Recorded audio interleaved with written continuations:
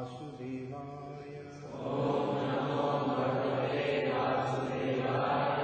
ॐ नमो भगवते वासुदेवाय।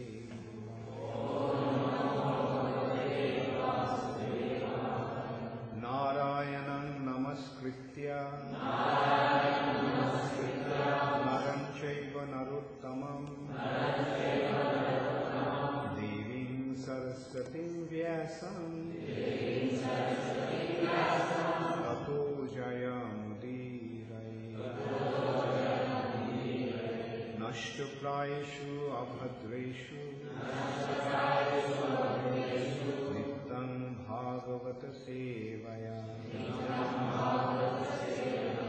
भगवती उत्तम श्लोके भक्तिर्भवति नैष्ठिकी।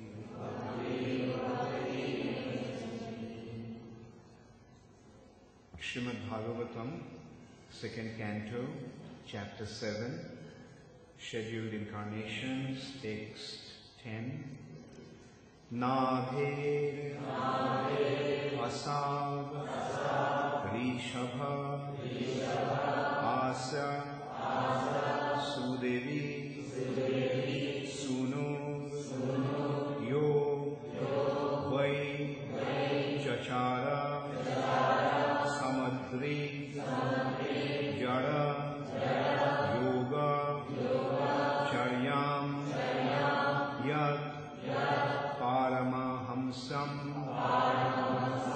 Rishayah Padam Amananti Sastvaha Prashanta Karanaha Parimukta Sangaha. Nabherasa Vrishava Asa Sudevi Sunu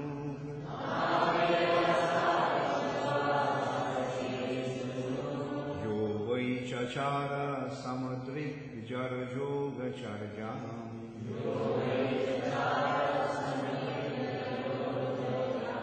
Yat Paramahamsam Rishaya Padamamananti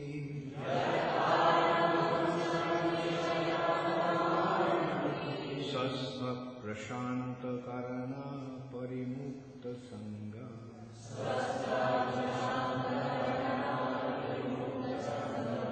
Nabherasa Varisava Asha Sudevi Sunu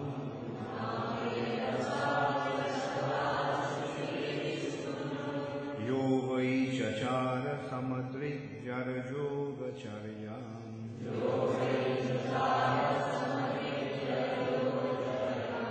Yat Paramahamsam Rishaya Padamamananti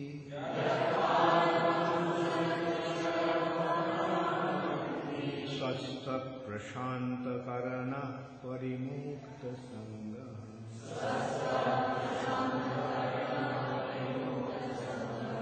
Nabherasa Vrishava Asa Sudevi Sunu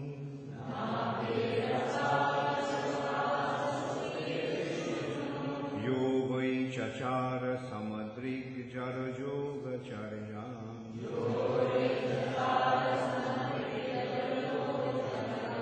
Yat Paramahamsam Rishaya Padamanananti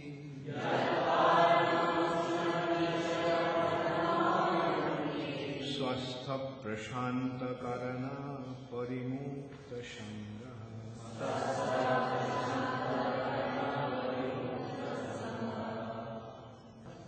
Nabhe by Maharaj Nabhi. Aso, the personality of Godhead. Rishabha, Asa, became. Sudevi,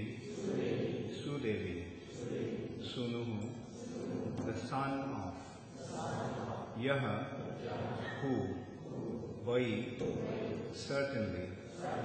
Chachara, performed. Samadrik, equivalence. Jara, material yoga charjam, performance of yoga, yat, which, paramahamsam, the highest stage of perfection, rishayaha, the learned sages, padam, situation, amananti, do accept, swasthaha, self-repose, prashanta, suspended, karanaha, the material senses, parimukta, perfectly liberated, sangaha, material contamination. Translation by His Divine Grace, Srila Prabhupada. The Lord appeared as the son of Sudevi, the wife of King Napi, and was known as Rishabhadev. He performed materialistic yoga to equibalance the mind. This stage is also accepted as the highest perfectional situation of liberation, wherein one is situated in oneself and is completely satisfied. Please repeat after me. The Lord appeared as the son of Sudevi. The Lord appeared as the son of Sudevi, the wife of King Napi, and was known as Rishabhadev. He performed materialistic yoga to equibalance the mind. This stage is also accepted as the highest perfectional situation of liberation, wherein one is situated in oneself and is completely satisfied. Purport by Srila Prabhupada. Out of many types of mystic performances of self-realization, the process of Yara Yoga is also one accepted by authorities. This Yara Yoga involves practicing, becoming like a dumb stone and not being affected by material reaction. Just as a stone is indifferent to all kinds of attacks and re-attacks of external situations, similarly one practices Jara Yoga by tolerating voluntary infliction of pain upon the material body. Such yogis, out of many self-infliction methods, practice plucking out the hairs on their heads without shaving and without any instrumental help. But the real purpose of such Jara Yoga practice is to get free from all material affection and to be completely situated in the self. At the last stage of his life, Emperor Rishabhadev wandered like a dumb madman, unaffected by all kinds of bodily mistreatments. Seeing him like a madman, wandering naked with long hair and long beard, less intelligent children and men in the street used to spit on him and urinate on his body. He used to lie in his own stool and never move. But the stool of his body was fragrant like the smell of fragrant flowers. And a saintly person would recognize him as a Paramahamsa, one in the highest stage of human perfection. One who is not able to make his stool fragrant should not, however, imitate Emperor Rishabhadev. The practice of Jara Yoga was possible for Rishabhadev and others on the same level of perfection. But such an uncommon practice is impossible for an ordinary man. The real purpose of Jara Yoga, as mentioned here in this verse, is prashanta karana, or subduing the senses.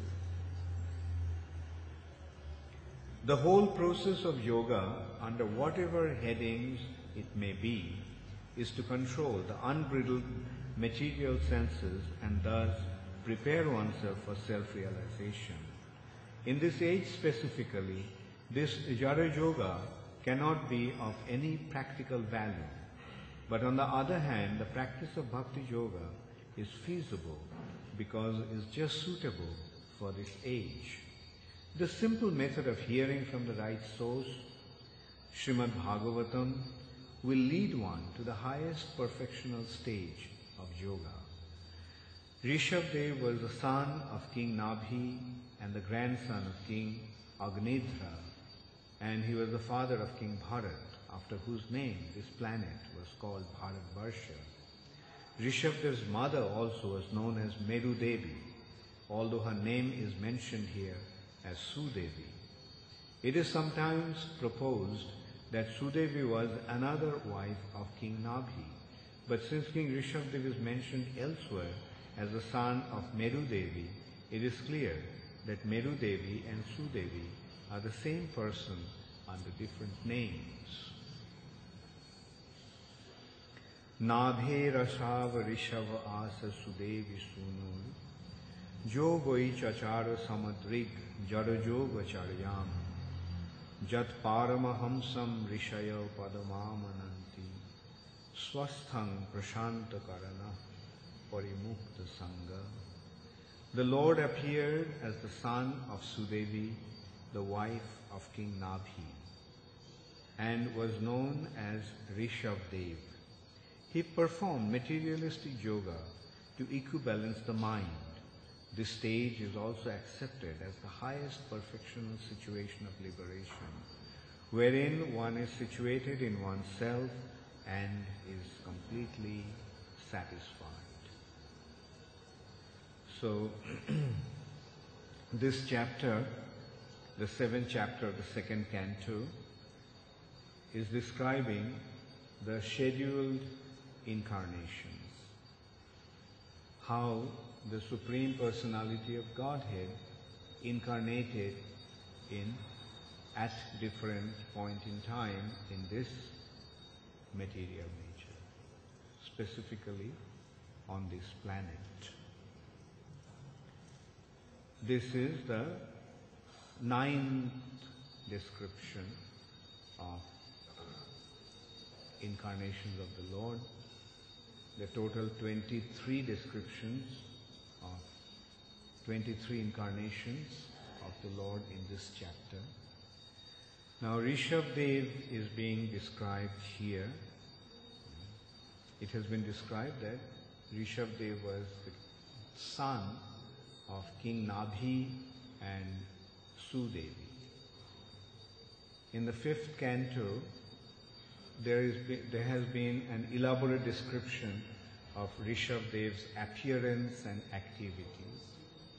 It has been described that King Nabhi, who was the illustrious son of a very wonderful personality, King Agnidhra, performed great sacrifices along with his wife, Meru Devi. In the 5th canto, Rishabdev's mother has been described as Meru Devi, whereas here, in this verse, she has been described as Sudevi. But in the purport, Prabhupada pointed out that Meru Devi and Sudevi is actually the same personality. Sometimes people in the Vedic culture are addressed by similar names, signifying similar meanings. So, along with his wife, King Nabhi, performed great sacrifices. And as a result of that, the Supreme Personality of Godhead appeared to them. Being pleased with them, the Lord manifested himself in front of them. And when he asked what they actually wanted from him, they requested that they wanted to have him as their son. And the Lord granted that benediction to them, that yes, I will appear to you as your son. And as a result of that, the Lord appeared as King Rishabhadev. Rishabhadev is an incarnation of the Supreme Personality of Godhead, and he performed his activities in the most illustrious way. Although he is the Supreme Personality of Godhead, and it has been described that his body was Satchidananda. Rishabhadev's body was not material. Rishabhadev's body was spiritual body, made of eternity, knowledge and bliss. But still he acted just like an ordinary person. He was a king, so he ruled his kingdom, but he ruled his kingdom in an illustrious way, just propagating Krishna consciousness all over his kingdom and encouraging and inspiring all his citizens to become devotees of the Lord. That is the responsibility of a king and a leader. An ideal leader must teach his followers how to become a devotee of the Supreme Personality of Godhead, how to become surrendered at the lotus feet of the Lord, because that is the perfection of human existence. To become a devotee of the Lord is the ultimate goal of life. So when one becomes a devotee of the Lord, he achieves the ultimate perfection, and that's why a leader must lead his followers to that destination, to become the devotees of the Supreme Personality of God. So Rishabhadev did that. And also another thing Rishabhadev did was to establish an example for Varnashram. The 4 ashrams are Brahmachari life, Grihastha life, Vanaprastha life and Sannyas life. Now Rishabhadev, although he was a king, at some point in time, Rishabhadev decided to leave his kingdom and accept the renounced order of life. And so Rishabhadev, he called his sons. He had 100 sons, and out of them, the eldest was King Bharat, Maharaj Bharat. And other 9 very exemplary and illustrious sons of Rishabhadev are the Navajogendras, the 9 Yogendras, the greatest of the yogis. So he called his sons and he gave them the instructions, spiritual instructions, how to lead their lives. And after giving those instructions that what is the purpose of human life and how one must act in order to perfect his existence, Rishabhadev left home. And when Rishabhadev took that aspect of his life, the purpose of renunciation is to become totally unaffected by the urges of the senses. Especially in Vanaprastha, the purpose of Vanaprastha is to nullify all the attachment one develops during household life. The Vedic way of life was very scientific. The first phase of the life, the first quarter, is meant for self-restraint, brahmacharya life, student life. As a student, one must learn to control his senses. must become disciplined. Because if a student is not disciplined, he will not be able to learn anything. A person with uncontrolled senses cannot possibly acquire knowledge, especially spiritual knowledge. So Rishabdev, following the Vedic Varnashram system, although the son of a king, went through this, like every civilized human being in the Vedic culture used to do it. First phase of life is brahmachari life. Then grihastha life, householder life. He enters into household life. And in the household life, first of all, in brahmachari life, one learns how to control his senses. But in household life, there is certain amount of indulgence to sense gratification has been allowed. And then when one passes through the household life, then he comes, then he accepts the brahmachari, the vanaprastha life. And the purpose of vanaprastha life is to free oneself from the attachments that developed during the household life. Materialistic attachments are very deep and very effective. Materialistic attachments to sense gratification forms a very deep-rooted habits. So the purpose of vanaprastha life is to free oneself from those habits.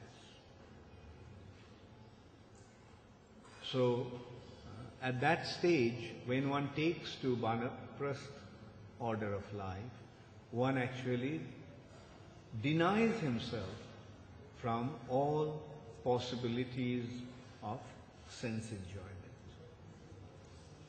In order to do that, one has to be very, very strong. The senses will have their urges, but at that stage of vanaprastha, one will very effectively disregard those urges and deny the senses of the sense gratification that they are craving. So that at that stage, one behaves like an inert object, totally disregarding the urges of the senses.